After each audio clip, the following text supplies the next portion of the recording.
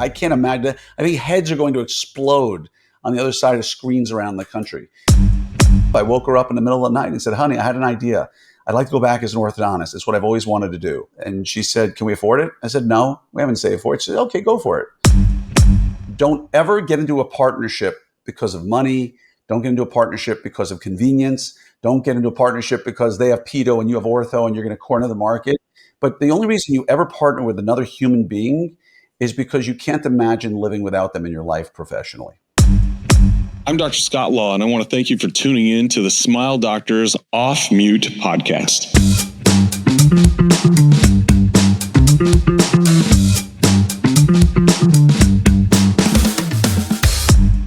I truly and sincerely thank you for being on the show. So this is going to be great. I'm pumped for people to get to hear from you as the guest instead of the interviewer. You're so well documented, Glenn, all throughout with your podcast, entrepreneurs. You're a very loud voice, have a big microphone across orthodontics and the dentistry at large. So I think this is a unique treat to turn the tables a little bit and have you in the hot seat. So it'll be good.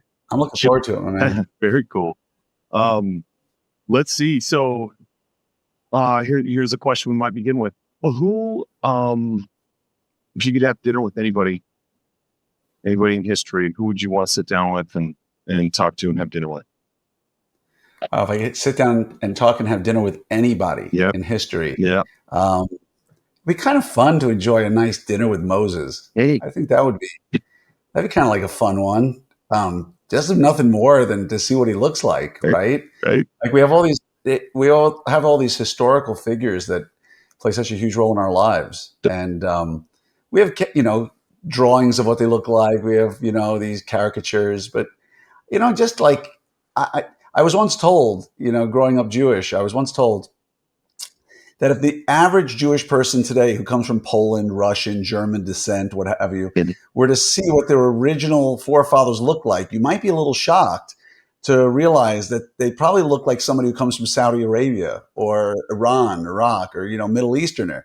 So it'd be kind of fun if I could communicate with them, have a nice meal with Moses, find out what it was really like to get the 10 Commandments. What did the burning bush really look like? Right. Can you imagine that conversation? Yeah. I totally agree. I think that would be that'd be anyone in history like that has stories to tell and has an air about them, and that'd be awesome. I don't even know that I would be eating any food. I would be just enthralled with hearing. Yeah. I mean, I'd really keep really careful about being kosher. I mean, I'd make sure that I was eating really, really well and make sure I was following the written word that day. Yeah, that makes sense. That's awesome. Very cool. Let's say I got another one for you. Sure. Who has been the biggest influence in your life? I don't think in most lives there's anybody more influential than mom and dad, right? I think for most of us growing up, they're the two biggest drivers if we're blessed and lucky enough to have a mom and a dad in our lives growing up, which I know not everybody is. But for those of us who did, it's hard for me to look at anybody other than my mom and my dad. Two very different influences, right? My dad was a dentist, still, retired, still around, thankfully. And so I got to see the world through his eyes as a provider, rather than that whole, I want to help people and work with my hands and all that stuff that people say. I got to watch my father literally have relationships with patients for 20, 30, 40 years. Right. And I mean, the woman who worked his front desk, I've talked about her on my podcast, Carol Agugliaro. She was there at my bar mitzvah. She was there at my wedding. She was there when I had kids. I still communicate with her 45 years after I first met her. And so, I mean, that part I learned from my dad. The relationships matter and keeping those relationships. And from my mom's side, it didn't even occur to me until probably just a few years ago that one of the biggest influences she had on my life was that, it's well documented that I went back to school as an ortho at age 44, right? I practiced for 20 years and then went back. It didn't even occur to me, Scott, until literally a few years ago that when I was about 10 years old, my mother went back to law school when I was a kid, and she was in her 30s. School teacher, raised kids for a while, and then decided to go back to law school. So like when I was homesick, mom was at school and I took care of myself if I was home from school or she had to come pick me up or something. So it didn't occur to me until recently that, she probably gave me the mental okay in my brain to say, going back to school when you got kids, no big deal. Like, it's just part of life. And so I think they've both influenced me in very good but different ways, right? So I hope that answers it okay. Beautiful. No, that's incredible. Yeah, I think that's a very, very truthful answer. Our parents do impress and imprint so much on us. So that is awesome. Yeah. It sounds like you have two amazing parents. That's fantastic. I do. Yeah. If they knew how to use if they knew how to listen to a podcast, I'd give them a shout out. There we go. Yeah, maybe you can send them a link or a text that's a one click. Who knows? I know. I'll record it on a VCR tape and send it to them. I'm default IT help for my parents sometimes. I think we all are. More and more it's a challenge. So I think my mom's pretty savvy. She's learned, figured it out. Good for her. My dad's. Did you ever I just to ask you, were you blessed enough to know your grandparents? Oh yes. Yeah. It wasn't until recently that I just let's see. My grandmother died at 102.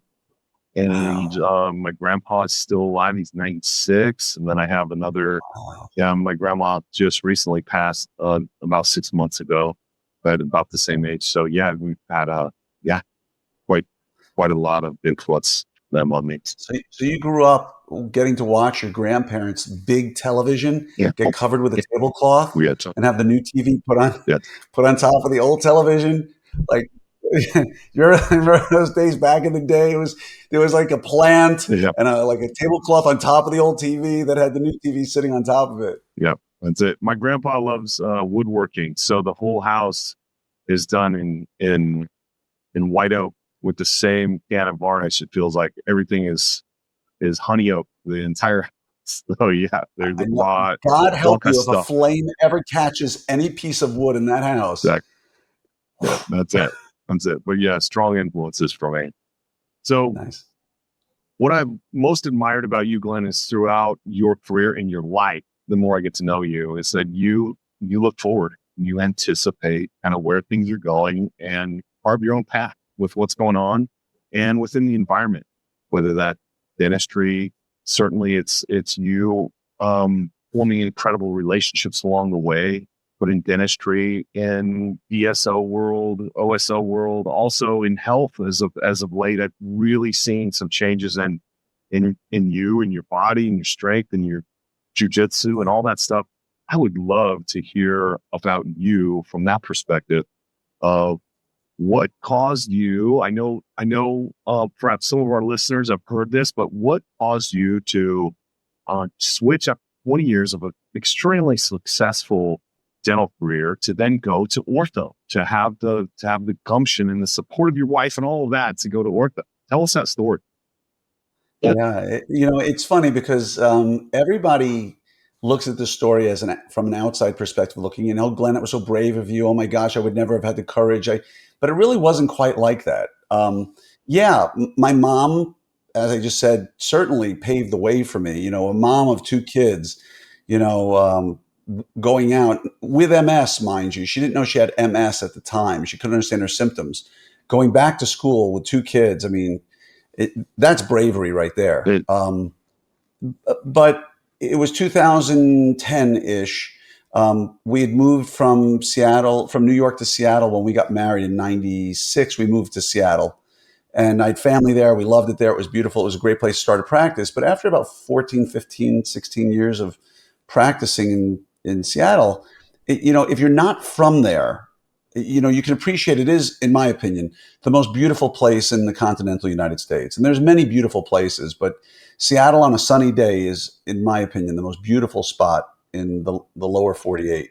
And the problem is the other 11 months and 29 days, it's not, it's not quite so bad, but from mid-October through, mid-April, or no, later than that, probably May, it wouldn't be unusual for you to have 2 or 3 straight weeks of cloudiness and rain. I mean, legitimately 3, 4, 5 weeks of straight through rain.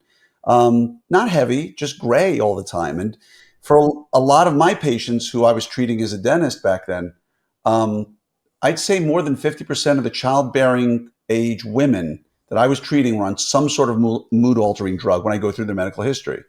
And my wife was no different. Kids fall asleep, the sun rises at 8 a.m. and it sets at 4 p.m. and it's rainy outside. And if you're not used to that and your family is a 6-hour flight east and they're a 3-hour time zone east, Yep. it can feel isolating Right. and hard. And she supported my dental journey entirely to build the practice and do what I had to do. But there came a day where she just looked at me and said, I can't do this anymore. Good.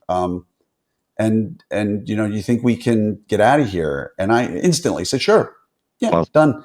My practice is just a thing, right? That- And so at that moment, I made that decision, and that was in 2010.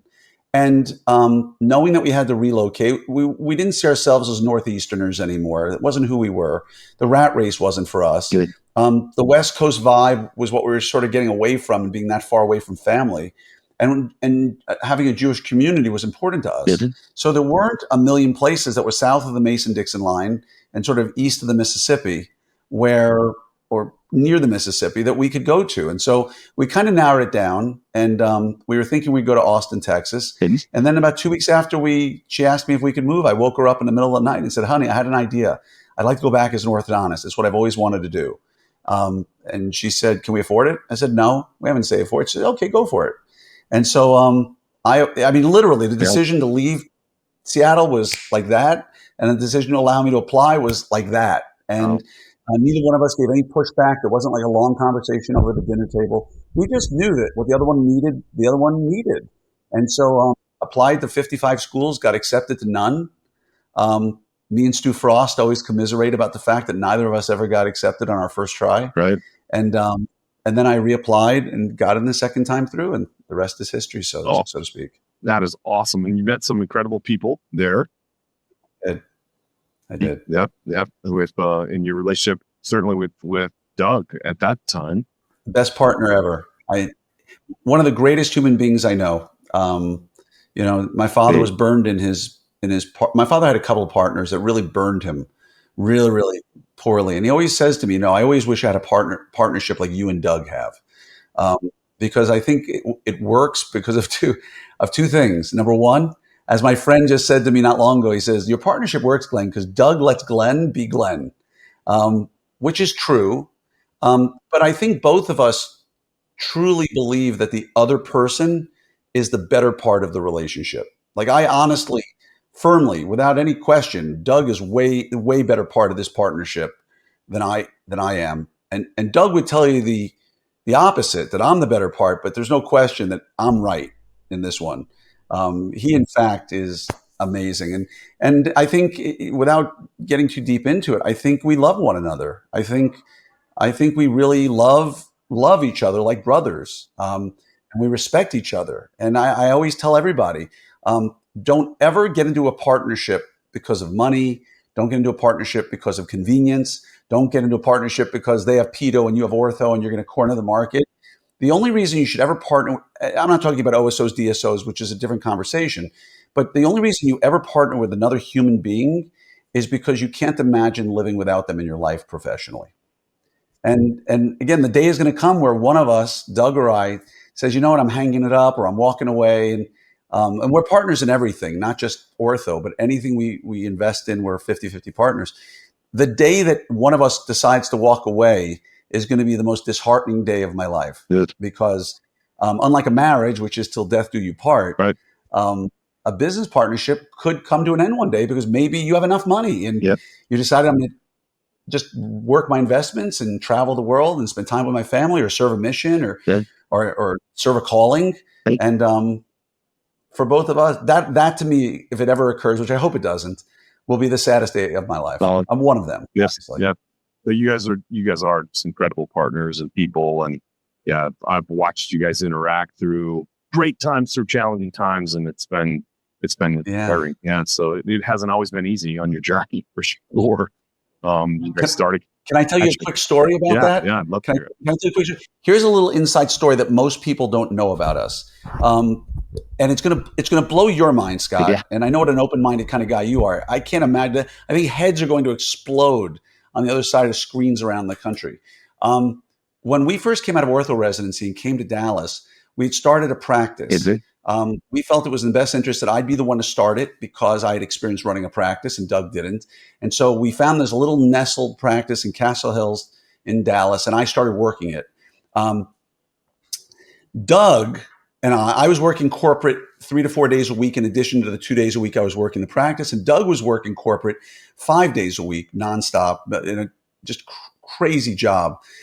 In order to support our vision, Doug would take all of his after-tax money, and I would take my after-tax money. Remember, I was working 2 days a week, maybe three days a week doing corporate. He was doing 5. We would pool our after-tax money and then split it down the middle. He was giving me after-tax dollars just so that I could pay my bills, so I could support our partnership by working that practice and not be upside down financially. And then when the time came for him to go open our second practice, we reversed roles. And but I mean, you just don't hear of partnerships that work like that, where someone takes after-tax dollars and credit his wife, Rachel, for not being the kind of person who would say, what are you doing? What are you giving money to this guy for? But ultimately, long-term, again, we both believe the other person is the better half of the relationship. And so there's that love there. And But again, nobody knows that story. And how many people do you know that would actually do that? Like when you talk about partnership? Yeah. No, that is amazing. You guys truly are brother. Like that. That is awesome. That is awesome. It's what you do for family. Yeah. Right. Wow. I know. Yeah, his wife Rachel. Wow. I would love to hear her. Yeah, if she doubted or had questions along the way. Wow. But you guys were all in, and you knew that about one. That's just it was crazy. Beautiful. Very good. Yeah, thank you. So you guys talk us through that your practice journey. So you grew those 2 practices, and then just give us an update to where you are. Sure. So we started the first practice. We graduated ortho residency in 2014. I had a job waiting for me in South Florida with a guy named John Marchetto, a great doctor out of South Florida, amazing practice, right in the community I was living in. And then one day I just looked around the landscape of South Florida and said, this is just not a place for me and my family. And I called him up, and he was very gracious and understanding. And I called Doug and said, Doug, I'm going to Texas. Because he had a job waiting for him in Oklahoma. And I said, I'm going to Texas. You want to join me? He's like, for real? I'm like, for real. He goes, what are we going to do? I said, I don't know, but I'm going to Texas. And he said, okay, I'm in. And so we ended up going. We ended up buying that practice and starting in February of 2015 while he worked corporate and I did mine. And then a year later, we started a second practice. And then probably about a year and a half later, we acquired a very small, like $350,000 a year satellite office that we added. And so at that point, as you've heard me probably advocate to tons of people, I was visiting a lot of practices. I was visiting Fishbein. I was supposed to go to Amanda Gallagher, but the whole 787 MAX problem caused me to not go. But I was going Jim Stork. I mean, I was traveling the whole country going visiting practices, Stu Frost, John Graham. I mean, just office after office. And we kind of developed the idea that we wanted to model the Fishbein concept. Full transparency. We wanted to get our practices over the next 6 years. We had a business manager we hired. We wanted to build our practices to about $15 million over the course of the next 5 to 6, 7 years at the most, with the idea of acquiring one practice a year and building a de novo per year to sort of build the footprint. We built a call center, a communication center, really. We built an all internal lab, digital lab to be able to support the offices. And it was at that point that we started to really realize that without Medicaid in Texas, it's a lot of work. You're going to work really hard, but we knew we'd get there if given enough time. And at the time, we were somewhere in that $6.5 to $7 million range, about 6.5 years. About 6 years out of school, 5.5 years out of school. We got to about $6.5 million. And we knew that we could get there, but we kind of realized that there were 2 ways to get there. You can get there alone, or you can get there with partnerships, right?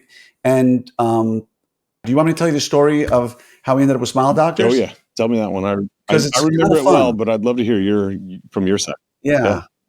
So in February, so again, Doug and I knew where our trajectory was going to be. We knew that there was never a doubt that if we really put our energy and efforts into it, we could get there. It would just mean a lot of acquisition and a lot of de novo. And we could have gotten there by ourselves potentially. But what I think a lot of people don't realize, and I'd love your feedback on this, Scott, because you've seen hundreds of practices at this point grow through the Smile Doctors Network. I think when people are like growing to $1 million, not that hard, right? If you put in decent systems and you just market, you're going to get to $1 million gross annual revenue without too much trouble. And even to get to 2 million is not really that uncommon or that big of a struggle. Right. It's going to like that 2 to 4 million. All of a sudden now you've got to manage your staff in a different way. Your team needs to be managed differently. The things that you're doing well, you need to do a lot more of. The things you're not doing well, you need to minimize. But even so, getting to $4 million is a barrier that doesn't seem that difficult to break through. Yep. It's once you go from, say, 4 to 6 or 7, now you're starting to get a little more serious about your systems. You're dialing things in. You're working on your marketing a whole lot better, maybe even a dedicated marketing coordinator. Yep. But then to get from that 6 or 7, where I see so many people I know who are between that like $4.5 and $7 million range, which is a big practice, then I start seeing the 10 to 12s, right? And once to get to there's a fundamental shift in organizational hierarchies, in the way that their economies of scale work, right? Would you disagree with that? No, I would totally agree with it. And I think a lot has to do with the doctor mentality, the doctor leadership. That might be where you're going. Yeah, but. Yeah, exactly.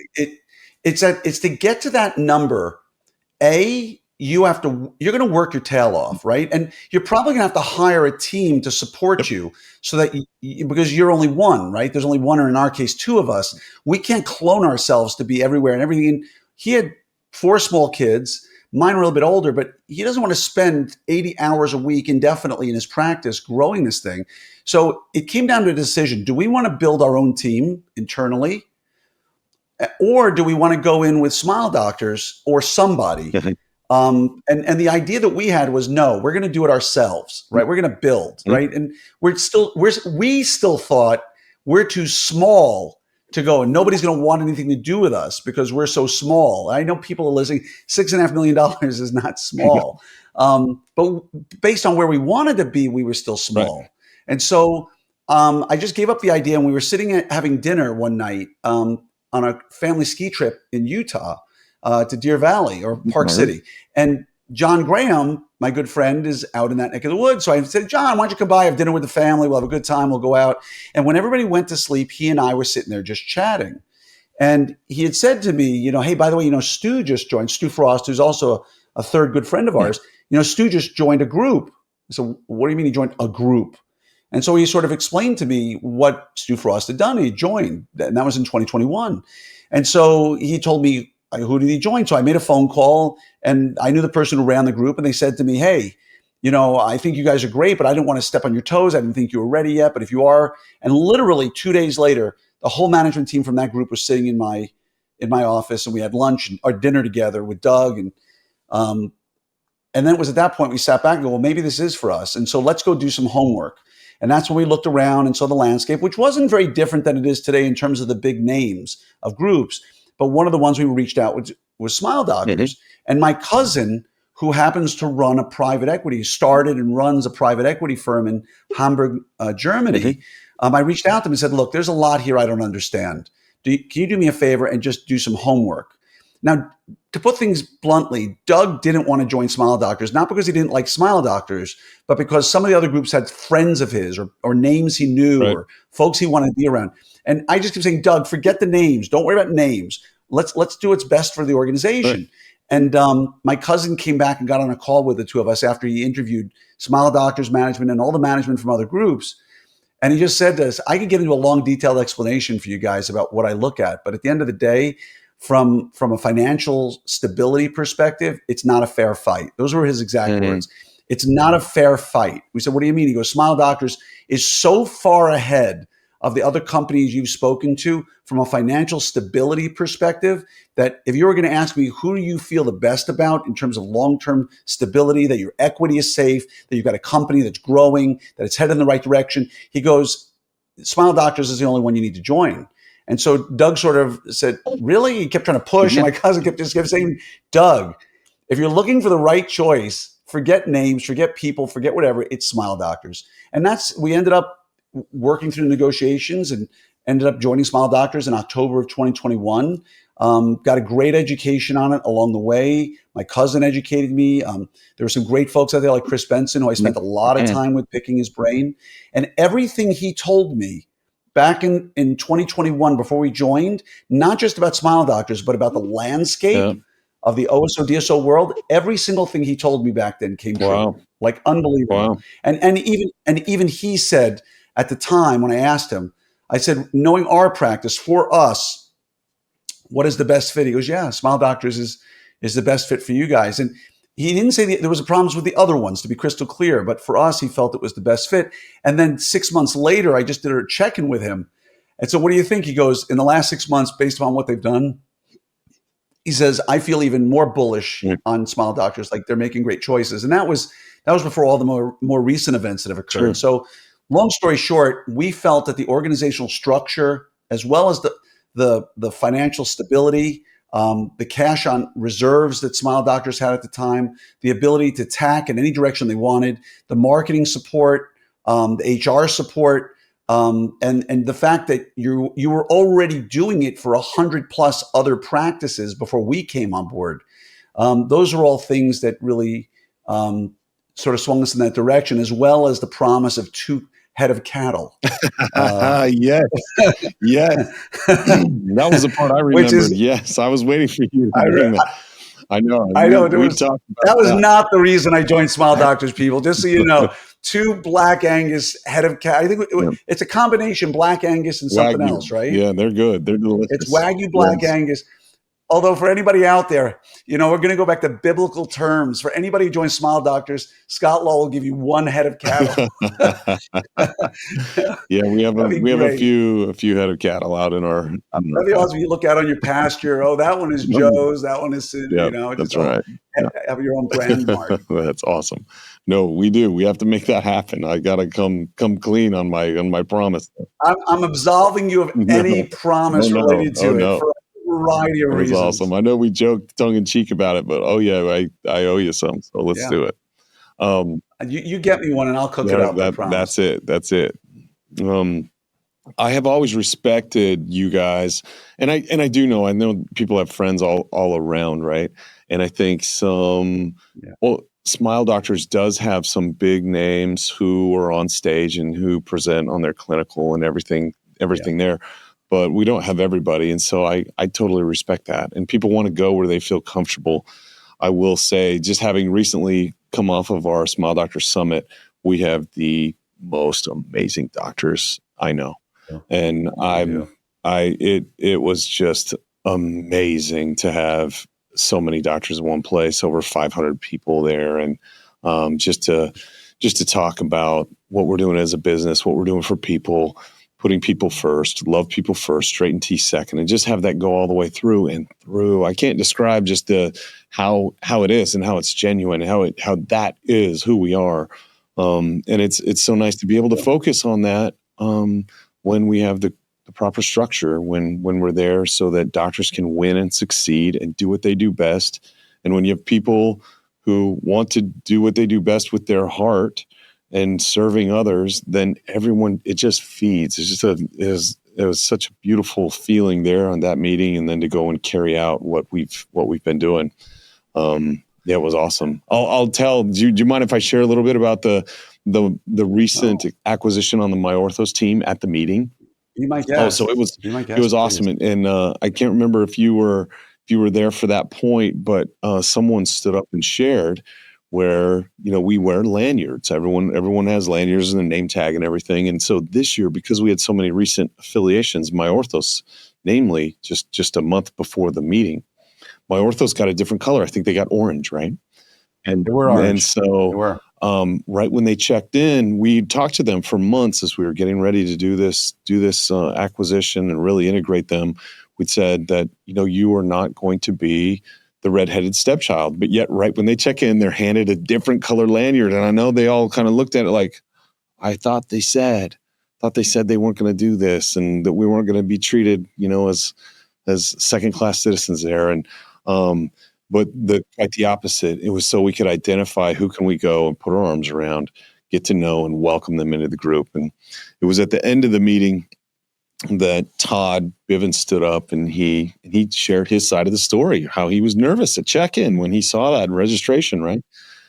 And he said, I think I'm going to keep this lanyard and I'm going to wear the orange one again next year because people have been so cool. I've gotten to know so many people through this. And it was just it was a beautiful thing. Just one of the small examples of the great fun that we had and the quality of that meeting. Yeah. So it was wonderful. Yeah. And again, not to look like a guy who's kissing up, but it all comes from our leadership, right? Yes. I mean, you stood on that stage and you should have been like a high school or college football coach because you got everybody so excited. We were ready to run through a brick wall together. And, doctors would stand up and talk about how joining Smile Doctors changed their lives in a positive way and the things that they were excited about and moving forward with. And it was great to see these, you said it best before. I have a lot of relationships in the ortho space. I knew a lot of the stories of the MyOrthos folks because I had a lot of friends who joined MyOrthos, and I knew what was going on behind the scenes and the stories and how disheartened many of them were. And to be honest, I get messages from people in other OSOs on a regular basis, joking, not joking. Hey, Glenn, can you speak to them and see if they can acquire us because blah, blah, blah, right? I've heard those for ages. So these people who are in that room, the thankfulness, if that is a good word, that they demonstrated really helped everybody in the room just elevate their own, right? Because, when you hear a story about somebody who's sort of given up or who's despondent, and all of a sudden they join your organization and now their spirits are soaring, things they kept saying over and over again. Now I look forward to going to work again every morning, right? Now my future feels so bright again. Yep. Right? And it is our organization. People say all the time, "Hey, how do you feel about having such a large organization and Smile Doctors being so big and successful and all of that?" And it's like, well, first, it was just an idea, and people bought in, and it's all of us who are creating this. And then second, rents still due today, and it's like, what are we going to do, right? So it's like, great, we've accomplished a lot. We have a lot to do. And it's where much is given, much is required, and where we have an opportunity to go and bless the lives of many people and to have the benefit of income and impact. This is the greatest profession in the world, and I'm just so excited. I pinch myself when they do ask me that. What? How do you feel about it? And it's not lost on me the privilege and the responsibility and of where we're at to go into. To bless others, help others. But I do pinch myself to work with such amazing people on the doctor side and on the business side as well. Just everyone's heart's in it. It's an amazing thing. It's an amazing I agree. And if I can just add just one more piece to it, one of the things that I think has really invigorated people, especially at that meeting, was that, a lot of people out there, unfortunately, and I think we were one of them, Doug and I, when we affiliated back in 2021, which seems like generations ago, literally in an OSO DSO world, it was generations ago. Well, you said it was like, how many offices did we have at that time? 100 and something? Offices or partners, I don't know, but I know for sure partners like doctors was in the low hundreds. Right.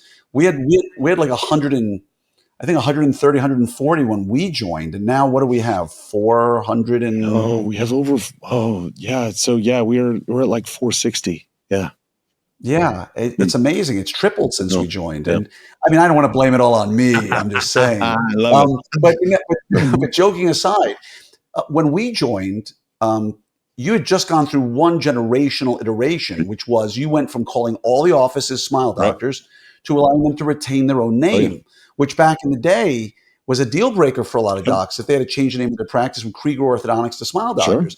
So shortly, like about when Ben Fishbein came on, which was which was probably about 4 to 6 months before us, all of a sudden we keep our names. Now, when we joined, we had to sell 100% of our practice in the acquisition. Right.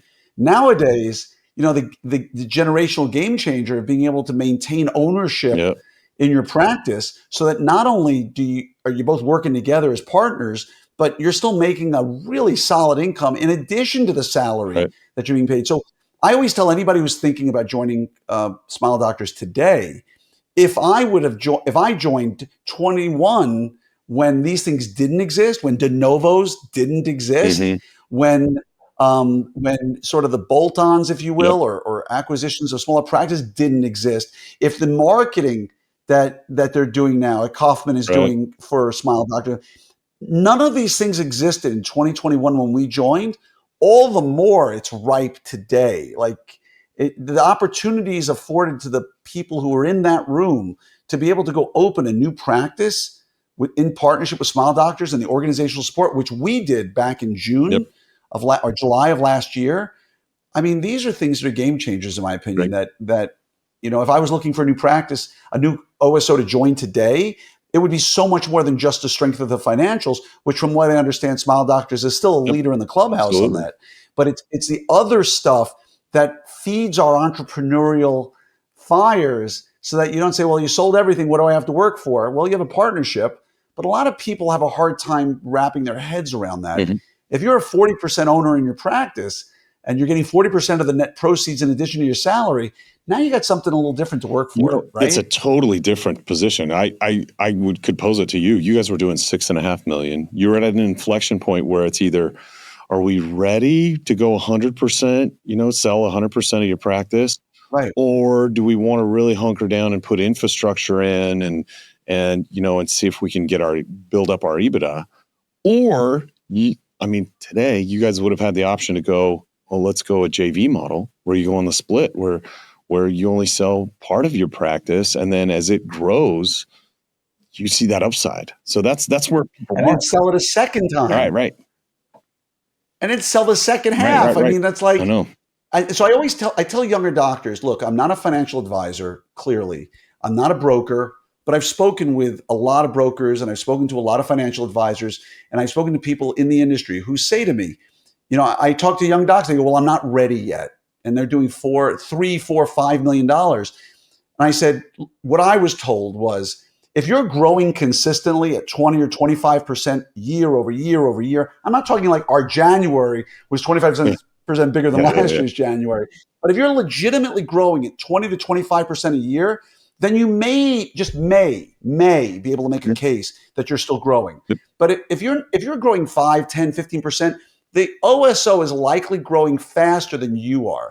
And your equity is probably growing. And as a partial owner now in your practice, to be able to reap that income at the same time as watching your equity grow in the back end, you just can't catch it, no matter what anybody wants to tell you. And I've run the math. You just can't. Yep.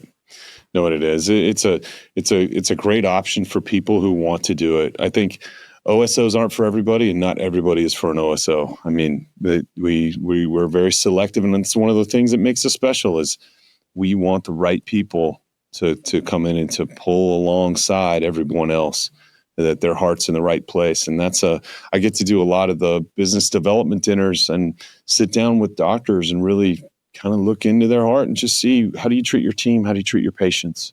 Are you gonna work as hard as the rest of us? If so, welcome, come on board. If not, it's not for us. And so we shake your hand and wish you well. But yeah, we're very, very selective because we just know how important it is, how important it is to have the right people taking care of people. Yeah, agreed. And it's really funny how the general public, if you will, of orthodontists, they think that if they just call Smile Doctors and say, hey, I'm ready to join, like, okay, cool, come on board. Right. It doesn't, the more people don't join, or more people are not given deals than are given at the end of the day. Because when you go into that room at the annual meeting, I'm saying this to everybody listening, I'm not making this up. I'm being dead honest. And I would challenge you, Scott. Can you think of one person in that room who you just don't want to give a big hug to? No, I can't. Every single doctor who I've ever met in the network, who I've personally met as another fellow partner in this, every one of them are good people. Right. Every one of them. I can't. People say, well, there's 450 or 500. It's bound to be some rotten apples. I can't think of one. Honestly. No. And everyone's different. And they bring great ideas, and we all share, and we lead differently. We lead, and so we all learn. It's just awesome. I don't want to make this a big commercial, but man, I do pinch myself. I pinch myself. Yeah. It starts at the top, man, and we're just thankful for guys like you and others. We have an amazing leadership team. Jay Hedrick is phenomenal, and our sponsors are phenomenal. The way that they support us and the way they have it structured, so doctors win. I'm forever grateful that that's our structure. That we continue to get bites of the apple as it goes alongside of them. So it's great. It's a beautiful thing. So Glenn, you have looked ahead in your life to see, changing landscapes, what you want to do, carve your own path in that. And I'd love to talk some about this, of your recent, I don't know that it's a transformation, but it's certainly an elevation in your health and just Thanks. What you've done with over the last seems like two and a half years, I think. Just you look phenomenal. Looks like you feel phenomenal. What was the inspiration behind it, and share with us some of your secrets? We just all want to be Scott Law. That's all I'm saying, right? If only I could grow out a decent mustache, right? My wife would just know. It just when you look like you do, Scott, you can pull it off. When you look like I do, it just doesn't work. I look more like something out of Munchkinland. But you're right. It's been a little over 2 years. In February of 2022, going back a little bit, I'm going to go back just a drop earlier. My daughter, Jordan, even though I tried to talk her out of going to my college, Binghamton, in upstate New York. It was a science school. She wanted to go to Binghamton University, SUNY Binghamton, as it used to be called. Even though she lives in Texas, I said, please don't go. You don't want to go there. It's isolated. It's dark. It's rainy like Seattle. She says, no, they got a great biology program, Dad. I really want to go. Okay. So she ended up going, and I visited her the first year she was there, and it happened to be fraternity, alumni weekend. And so I ran into one of my fraternity brothers who, whenever there was a big party, he and I would always be hanging out together, taking it a little bit easier, but always having a good time. And we just sat down and talked, and we caught up. And lo and behold, he's a physician, served, came home, opened a concierge medicine practice, and really got really into CrossFit, and then started a longevity clinic, a science-based longevity clinic. And so I said to my wife, let's go down there to Charlotte and go check it out, or up there. And so we spent 2 days where in his program, kind of like something you'd find at Duke or the Cooper Clinic, you spend 2 days with him, and you're the only ones in the office basically for 2 days. Wow.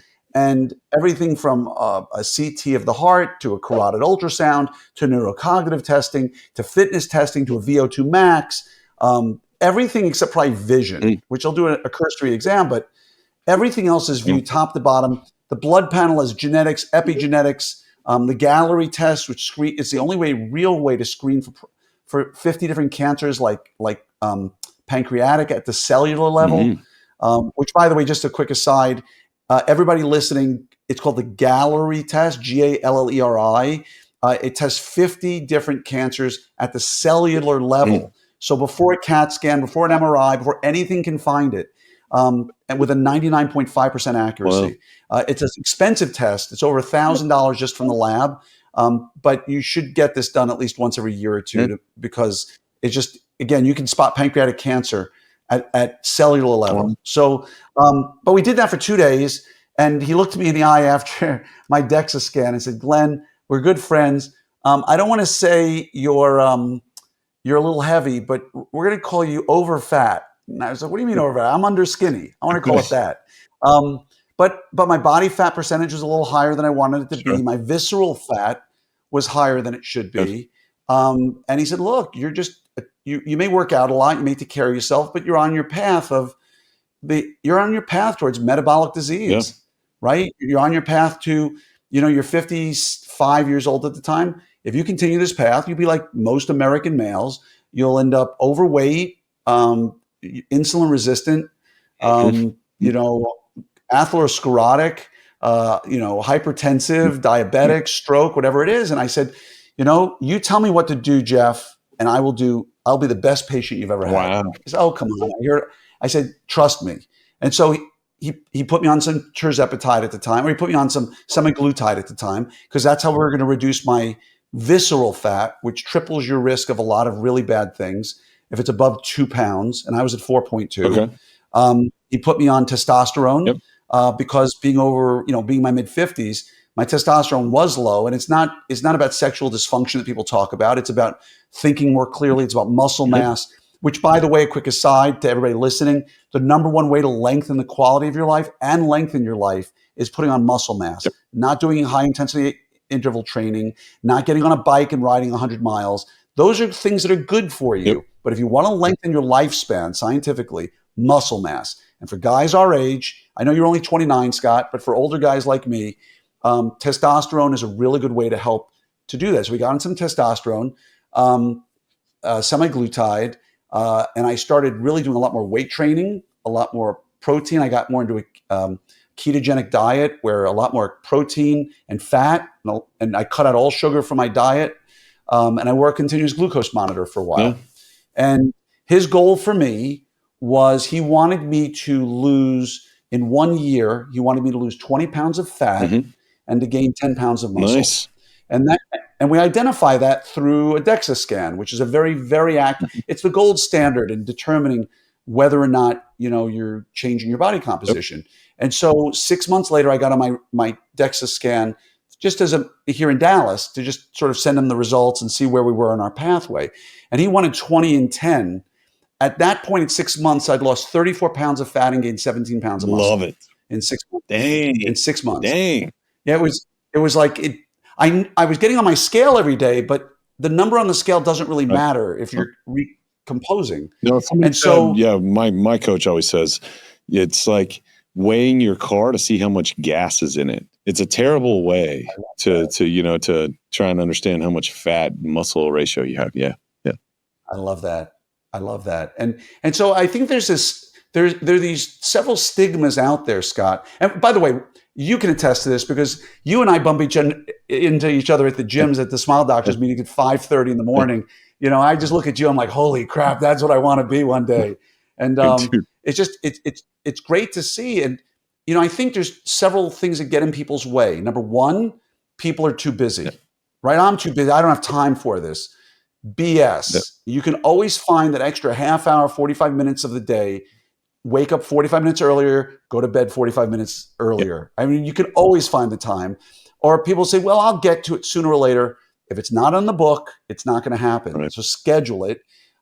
It doesn't take any more time to eat right and to transition into a healthy diet and to add some supplements. But at the end of the day, anybody listening to this podcast who's an orthodontist, I think it's safe to say you're going to die with enough money in your bank account. But don't you want to live a longer life? Right. Go read Outlive by Peter Attia, where he talks about the fact, your grandfather, or grandmother, bless her soul, lived to 101, I think you said. Just a little over, Right, but and again, I don't mean to get personal. Grandpa's 96. Yeah. Right?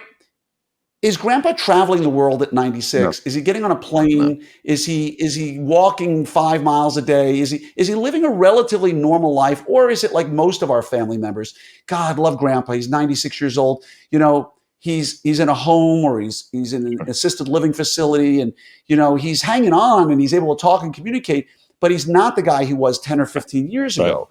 And Peter Attia talks about the fact that wouldn't it be great for us, our generations, to say we live to 95 and something is going to get us at some point. Yeah. But roughly until that last little bit, we are traveling the world. Right. We're living our lives. There's healthy sexual relationships happening. There's neurocognitively we're where we need to be. We're able to take care of ourselves. And his point, this MD, PhD out of Stanford, and David Sinclair, who wrote his book Lifespan, he runs the Harvard Longevity Project.